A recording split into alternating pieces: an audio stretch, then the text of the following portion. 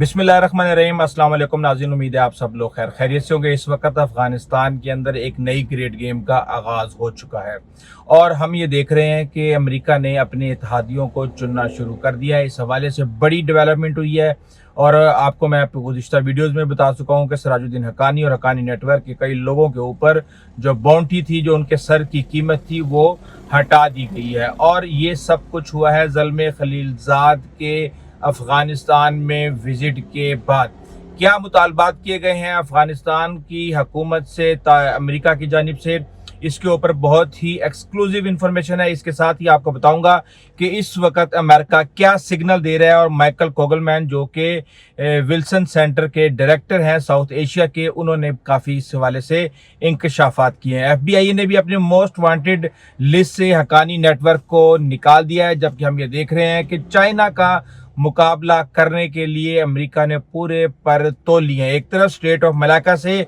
उनको रोकने की कोशिश की जाएगी और दूसरी तरफ KPK और बलोचिस्तान में गदर बना के और गदर पैदा करके चाइना का रास्ता रोकने की कोशिश की जाएगी। मोहम्मद सादिक जो कि अफगानिस्तान का भी दौरा करके आए हैं, बहुत ही मुतमईन है वो क्या चाहते हैं और वो क्या होने वाला है, इस हवाले से भी आपको बताएंगे। जबकि हम ये देख रहे हैं कि एक तरफ हक्कानी नेटवर्क है, दूसरी तरफ कंधारी ग्रुप है तालिबान का। तो कंधारी ग्रुप इस वक्त अमेरिका को खुश करने के लिए क्या क्या इकदाम कर रहा है, जबकि तालिबान जो TTP है, जिसको हम फितना अल ख्वारिज कहते हैं, वो एक तरफ तो उनको बहुत ज्यादा मार पड़ रही है ग्राउंड के ऊपर पाकिस्तान आर्मी की तरफ से, लेकिन सोशल मीडिया पर वो क्या ऐसा कर रहे हैं जिसकी वजह से कुछ लोगों का ये कहना है कि जो बयानिए की जंग है उसमें वो खातिर ख्वाह कामयाबी हासिल कर रहे हैं। क्या इसमें इन दावों के अंदर हकीकत है या नहीं है, इसके ऊपर भी बात करेंगे। लेकिन सबसे पहले आपको बता दें कि सिराजुद्दीन हक्कानी, जिनके सर पे $10 मिलियन की बाउंटी थी, और ये बाउंटी थी जस्टिस प्रोग्राम के तहत, रिवार्ड फॉर जस्टिस प्रोग्राम, जिसमें 3 और लीडर्स थे हक्कानी नेटवर्क के, जिनमें याह्या हक्कानी के बारे में कहा जाता है कि ये अलकायदा के लिंक हैं, की लिंक हैं तालिबान के साथ राब्ते के लिए। जबकि अजीज हक्कानी, उनके सर के ऊपर भी $5 मिलियन की बाउंटी थी। याह्या हक्कानी के सर पे $5 मिलियन की बाउंटी थी। और खलीलुर रहमान हक्कानी जो कि शहीद हो चुके हैं, उनके सर पे भी $5 मिलियन की बाउंटी थी। अब कहा यह जा रहा था कि ये पता नहीं हुआ है, ये नहीं हुआ, ये FBI की मोस्ट वांटेड लिस्ट में है, ये ग्लोबल टेररिस्ट में है। तो इस हवाले से काफी इंफॉर्मेशन हमारे पास आ चुकी है। याह्या हक्कानी के बारे में मैं आपको बता दूं कि तालिबान और अलकायदा के दरमियान जो लिंक था मेन, वो यही याह्या हक्कानी थे। ग्लोबल टेररिस्ट की एक 2012 के अंदर लिस्ट बनी थी, जिनके अंदर इन सब को डाला गया था और इनके तमाम एसेट्स को फ्रीज कर दिया गया था और किसी भी अमेरिकी शहरी से इनके साथ किसी भी किस्म की ट्रांजैक्शन को जुर्म करार दिया गया था। अब हमने ये देखा कि जब तालिबान आए हैं, की मुलाकात हुई है अमेरिकी वफद के साथ, और अमेरिकी वफद आया है काबुल के अंदर मुलाकात करने के लिए, तो जो अमेरिका की एम्बेसी थी काबुल के अंदर, वहां पे उनकी दीवारों के ऊपर अमेरिका मुखालिफ नारे लिखे हुए थे। उन तमाम नारों को मिटा दिया गया है। तो इससे आपको समझ आती है कि कितने ज्यादा इस वक्त तालिबान डेस्परेट है अमेरिका से ताल्लुकात के हवाले से। दूसरी तरफ हम ये देख रहे हैं कि माइकल कोगलमैन जो कि विल्सन सेंटर के डायरेक्टर हैं साउथ एशिया के, उनका ये कहना है कि हक्कानी नेटवर्क के एक ग्रुप को इतना रिलीफ देने का मतलब यह है कि इस वक्त अमेरिका ने एक बड़ा सिग्नल दे दिया है। काबुल में हक्कानी ग्रुप के साथ मिलके काम करने का जो मंसूबा है, उसके तहत तमाम तर जो अमेरिका की आइडियालॉजीज थी, जो उनके सोशल इश्यूज के ऊपर एजेंडा था, उन सब को साइड पे रख के ये डिसाइड किया गया है कि इस वक्त तालिबान जिस चीज में जितना सपोर्ट कर सकते हैं उस हवाले से उनकी मदद ली जाए, जिसके अंदर हथियारों की वापसी एक अहम एजेंडा है, अमरीकियों की रिहाई एक दूसरा एजेंडा है, ISIS के जो कारिंदे हैं और जो कारकुनान हैं उनकी पहचान एक तीसरा एजेंडा है, जबकि बलग्राम एयरबेस جو ہے وہ چوتھا ایجنڈا ہے اور ان 4 ایجنڈوں پہ کام شروع کر دیا گیا ہے۔ ایف بی آئی کی جو موسٹ وانٹڈ لسٹ تھی وہاں سے ان کو نکال دیا گیا۔ حقانی نیٹ ورک کے بارے میں آپ کو بتا دوں کہ 70 کی دہائی میں سراج الدین حقانی نے اپنا ایک جو ان کے والد صاحب تھے جلال الدین حقانی، انہوں نے یہ نیٹ ورک بنایا تھا اور یہ سیکنڈ موسٹ پاورفل فگر ہیں اس وقت سراج الدین حقانی طالبان کی حکومت کے اندر افغانستان کے اندر۔ ان کے سر پہ $10 ملین کی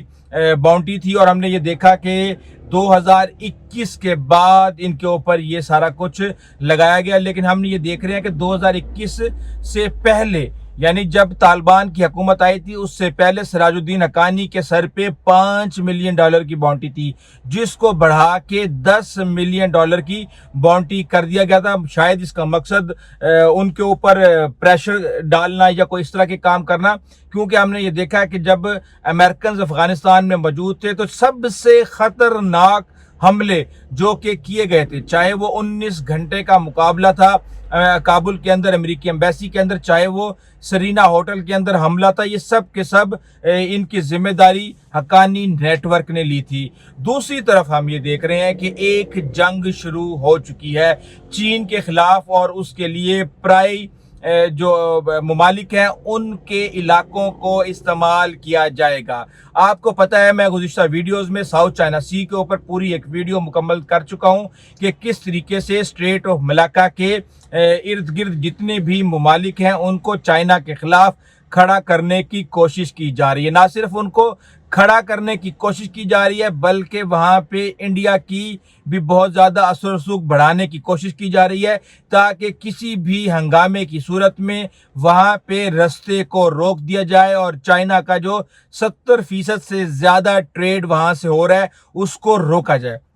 اب اس کے بعد جب وہاں پہ مسئلہ پیدا ہوتا ہے تو دو آپشن بچ جاتے ہیں اس کے بعد چائنا کے پاس۔ ایک آپشن جو اسٹریٹ آف ملاکا ہے وہ اگر بند ہو جاتا ہے تو اس کے بعد کے پی کے اور پھر بلوچستان کے رستے سی پیک کے روٹ کو استعمال کرتے ہوئے چین اپنی تجارت کے سلسلے کو جاری رکھ سکے۔ تو اب آپ کو یہ بات سمجھ آ گئی ہوگی کہ کس طریقے سے فتنہ الخوارج یعنی ٹی ٹی پی اور بی ایل اے ان دو صوبوں کے اندر غدر مچانے کی کوشش کر رہے ہیں، دہشت گردی بڑھا رہے ہیں اور اس کے پیچھے عالمی طاقتوں کی خفیہ پشت پناہی ان کے ساتھ ہے، جس کی وجہ سے کہا یہ جا رہا ہے کہ جو نیو گریٹ گیم ہے افغانستان کے اندر اس کا میدان جنگ پاکستان ہوگا اور پاکستان کی سالمیت کو اس حوالے سے بڑا خطرہ ہو سکتا ہے۔ اب دیکھنا یہ ہے کہ حقانی نیٹ ورک کو ساری زندگی پاکستان نے پالا پوسا بڑا کیا، سب کچھ کیا، تو کیا اب سراج الدین حقانی امریکہ کے ساتھ مل کے پاکستان کے مفادات کو نقصان پہنچائیں گے؟ اور اب بڑا سوال یہ پیدا ہوتا ہے کہ دشمن کا دشمن ہمارا دوست، تو جب قندھاری گروپ کے خلاف یہ سارے کا سارا معاملہ میدان میں آئے گا اور یہ قندھاری گروپ کو اور ملا ہیبت اللہ کو ہٹانے کی کوشش کی جائے گی ساری سازش کے اندر، تو کیا پاکستان قندھاری گروپ کے ساتھ کسی بھی قسم کے تعلقات قائم کرے گا؟ پاکستان اپنی سالمیت کو قائم رکھنے کے لیے کس قسم کی ریلیشن شپ افغانستان کے اندر قائم کرے گا اور کس طریقے سے معاملات کا مقابلہ کرے گا؟ کیونکہ کہا ہی جا رہا ہے، ہر بندہ یہ کہہ رہا ہے کہ جناب ٹی ٹی پی اور بی ایل اے کی ڈیمانڈ بڑھ گئی ہے۔ ان کی ڈیمانڈ تو بہرحال ہم بڑھائیں گے بڑے اچھے طریقے سے، لیکن بلگرام ایئر بیس پہ جب امریکہ آ جائے گا تو اس کے بعد صورتحال بڑی عجیب و غریب ہو جائے گی۔ وہاں پہ ان کے طیارے ہوں گے، ڈرونز ہوں گے، ان کا نیٹ ورک ہوگا، ان کے لوگ ہوں گے، ان کی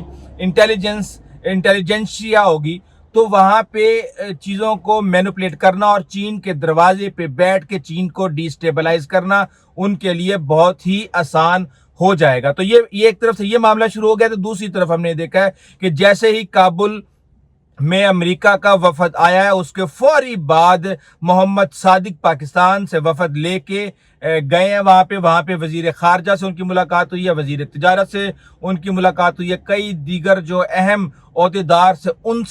ان کی ملاقات ہوئی ہے، اور اس وقت جو کہا جا رہا ہے کہ طالبان نے واضح طور پہ کہہ دیا ہے کہ ٹی ٹی پی کو ڈیل کرنا اس وقت ہمارے لیے بہت مشکل ہے اور ہم بے بس ہیں، اور ٹی ٹی پی کے معاملے میں ہمارا صاف جواب ہے۔ تو اس کے بعد پھر بچا کیا؟ اس کے بعد بچا یہ کہ جناب آپ ریجنل ٹریڈ کی جو اپرچونٹیز ہیں ان کو ایکسپلور کرنے کی کوشش کریں، گریٹر ٹریڈ جو ٹرانزٹ کوآپریشن ہے اس کے اندر آپ مزید کوآپریٹ کریں، آپ ہائی لیول کے ایکسچینجز کریں۔ تو بات یہ ہے کہ جب تک وہاں سے دہشت گردی ہوتی رہے گی ان چیزوں کا کوئی فائدہ نہیں ہے۔ اس وقت مسئلہ یہ ہے کہ دودھ کوئی اور پی رہا ہے، ملائی آپ کھانے کے چکروں میں، لیکن ملائی بھی اس وقت کوئی اور کھا رہا ہے۔ تو اس بارے میں ہمیں سوچنے کی ضرورت ہے کہ ہمیں کسی بھی طریقے سے کوئی بھی سینسیبل پالیسی بنا کے اتحادیوں کو انوالو کر کے، گلف کنٹریز کو انوالو کر کے اپنی گردن بچانے کی بہت سخت ضرورت ہے۔ دوسری طرف ہم یہ دیکھ رہے ہیں کہ قندھاری گروپ بھی امریکہ کے ساتھ تعلقات کے لیے مرا جا رہا ہے، اور وہاں پہ ہم نے یہ دیکھا ہے کہ جو قندھار کی جیل تھی وہاں سے محمود شاہ حبیبی جو کہ سول ایویشن کے انچارج تھے، افغان ہیں لیکن امریکن نیشنل ہیں، ان کو گرفتار کیا گیا تھا کابل ایئرپورٹ سے 2021 کے اندر۔ تو ان کو اب ملا ہیبت اللہ نے اپنے ایک گیسٹ ہاؤس کے اندر شفٹ کر دیا ہے۔ کہا جاتا ہے کہ یہ شاید ان کی ایک پرائیویٹ جیل بھی ہے۔ تو بہرحال اس طریقے سے چیزوں کو مینیج کرنے کی کوشش کی جا رہی ہے۔ اگر ہم حملوں کی بات کریں تو 2025 میں فروری کے مہینے میں 147 حملے ٹی ٹی پی کی طرف سے کلیم کیے گئے ہیں، جنوری کے مہینے میں 110 حملے کلیم کیے گئے ہیں، 2024 کی بات کریں تو 1758 حملے کیے گئے ہیں، جن میں 1284 لوگ یا وہ جاں بحق ہوئے ہیں یا وہ شہید ہوئے ہیں، اور 1661 لوگ جو ہیں وہ 2024 میں صرف طالبان کے حملوں کے اندر زخمی ہوئے ہیں۔ تو اس طریقے سے یہ چیزوں کو لے کے چل رہے ہیں، اور یہ پروپیگنڈا سارے کا سارا سوشل میڈیا پہ کیا جا رہا ہے، اور طالبان نے اپنے سوشل میڈیا گروپ کو عمر میڈیا کا نام دیا ہے۔ منیب جٹ نامی کمانڈر اس کو چلا رہا ہے، 9 رکنی مرکزی کمیشن ہے ان کا جو کہ اس کی دیکھ بھال کر رہا ہے، اور یہ جو منیب جٹ تھا یہ القاعدہ بر صغیر کا یہ وہاں پہ نمائندہ تھا، کمانڈر تھا، اور اس سے منسلک تھا، اور وہاں پہ یہ کام کر رہا تھا۔ تو یہ آپ کو بڑے آرام سے چیزیں پتہ چل رہی ہیں کہ کس طریقے سے القاعدہ سے جڑے ہوئے لوگ ٹی ٹی پی کے ساتھ، افغان طالبان کے ساتھ جڑے ہوئے ہیں، اور وہ کس طریقے سے اپنے ایجنڈے کی تکمیل کر رہے ہیں۔ اور امریکہ کا جب دل کرتا ہے کسی سے ہاتھ ملا لیتا ہے، جب دل کرتا ہے کسی سے لڑائی کر لیتا ہے۔ تو یہ اس طریقے سے ایک سیاسی جو شطرنج ہے اس کی بساط بچھائی جا چکی ہے۔ اب یہ آڈیو پروپیگنڈا کر رہے ہیں، ویڈیو پروپیگنڈا کر رہے ہیں، رسالے قائم کر رہے ہیں، سوشل میڈیا کے تمام پلیٹ فارمز کے اوپر یہ اپنا پروپیگنڈا کر رہے ہیں۔ مبالغہ آرائی اور فیک نیوز ان کا سب سے بڑا ہتھیار ہے۔ ایک بات آپ یاد رکھیں کہ آپ جتنا مرضی سچ بول لیں، ابھی وہ سچ ابھی آپ کی زبان سے نکل ہی رہا ہوگا کہ جھوٹ اس دنیا کے ساتھ چکر لگا کے واپس آ چکا ہوگا۔ تو اسی لیے مبالغہ آرائی اور جھوٹ کا ہمیشہ سے ہی پروپیگنڈا کرنے کے لیے استعمال کیا جاتا ہے، اور یہی کام ٹی ٹی پی کر رہے ہیں۔ اس وقت سیاسی تقسیم کا فائدہ اٹھایا جا رہا ہے ٹی ٹی پی کی طرف سے، کمیونٹی کے اندر جن کمیونٹی کے اندر مشکلات ہیں ان کے ساتھ اظہار یکجہتی کی جا رہی ہے۔ ریاست حکومت پاکستان اور جو قانون نافذ کرنے والے ادارے ہیں وہ اس وقت ان کے نشانے پہ ہیں، لیکن میں یہ سمجھتا ہوں کہ ہمیں بڑی حکمت کے ساتھ وہ لوگ جو کہ اس فیلڈ کے ہیں ان کو اس کام پہ اسائن کرنا چاہیے، جو کہ حکمت اور دلیل کے ساتھ ان کے جھوٹ کا مقابلہ کریں، اور ایسے لوگوں کو سامنے لانے کی ضرورت ہے جن کا عوام یقین کرتی ہے، جن کی بات کو تسلیم کرتی ہے، تاکہ ان کا جو جھوٹ ہے اس کو بے نقاب کیا جا سکے۔ بہرحال اس حوالے سے ہماری جو رپورٹنگ ہے اس کا سلسلہ جاری ہے۔ اگر آپ نے ابھی تک اس چینل کو سبسکرائب نہیں کیا تو ضرور کیجئے گا، تاکہ ہمارے اور آپ کا جو تعلق بنا ہے یہ قائم رہ سکے۔ ابھی تک کے لیے اجازت دیجیے، اللہ حافظ۔